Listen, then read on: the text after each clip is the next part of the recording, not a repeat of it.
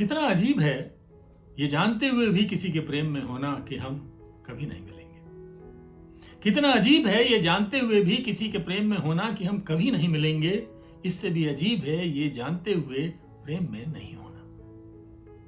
प्रेम हमें जानना कम समझना ज्यादा सिखाता है। प्रेम हमें जानना कम समझना ज्यादा सिखाता है। मिलने के लिए रास्तों से नहीं, मन से गुजरना होता है। आदित्य रहबर की कविता मैंने आपको सुनाई।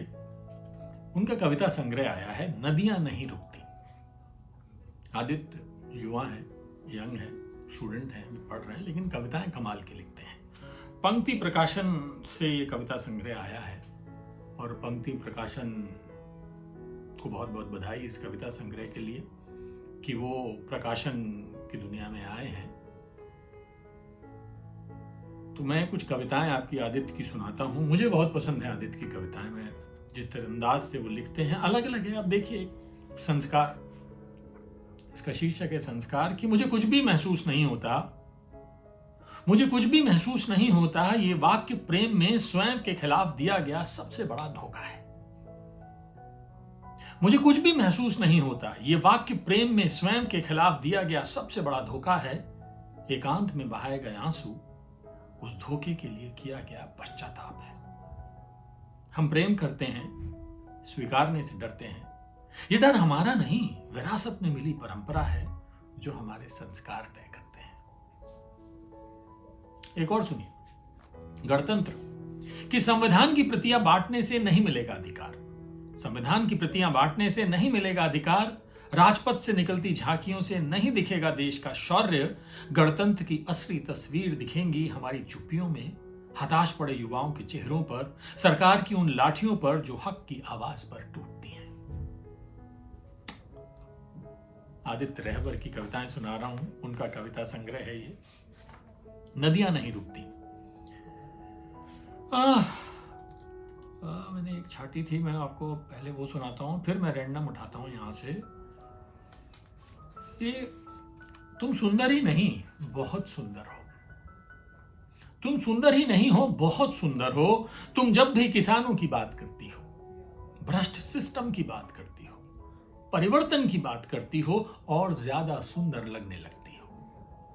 तुम्हारी सुंदरता इसलिए नहीं है कि तुम चेहरे से सुंदर हो, बल्कि तुम्हारी बेबाकी, तुम्हारा अल्हड़पन, तुम्हारा आजाद ख्याल, तुम्हारा मन, तुम्हारी इच्छा सुंदर है।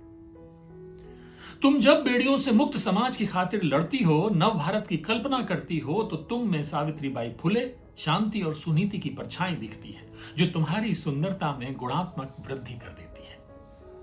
सबसे बड़ी बात, तुम मुझे इसलिए भी सुंदर लगती हो क्योंकि तुम में एक क्रांति का ओज दिखता है और क्रांतिकारी लोग मुझे बेहद पसंद है।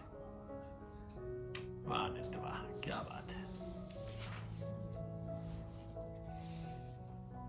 वादा। सूरज ने कभी नहीं किया वादा सुबह से मिलने का, जबकि वो हर रोज मिला।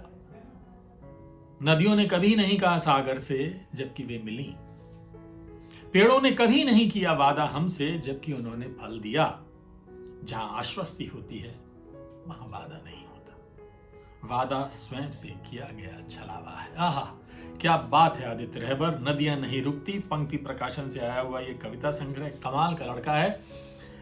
और प्यारी लड़की के लिए ये कविता। प्यारी लड़की, तुम्हारा ख्याल भर जहन में आ जाना, मानो जेठ की दोपहरी में बसंत का उतर आना है। प्रेम के भूगोल में मौसमों की दशा जलवायु परिवर्तनों से नहीं, एक प्रेमी के मन में संचित ऊर्जा की परिणति है। क्या खूबसूरती से प्रेम की बात करते हैं, कैसे कैसे सरोकार उनकी इस प्रेम कविता में आते हैं। बापू, जब भी कोई भयमुक्त होकर अपनी मुस्कान से हिंसा का विरोध करता है, बापू को जिंदा पाता हूं।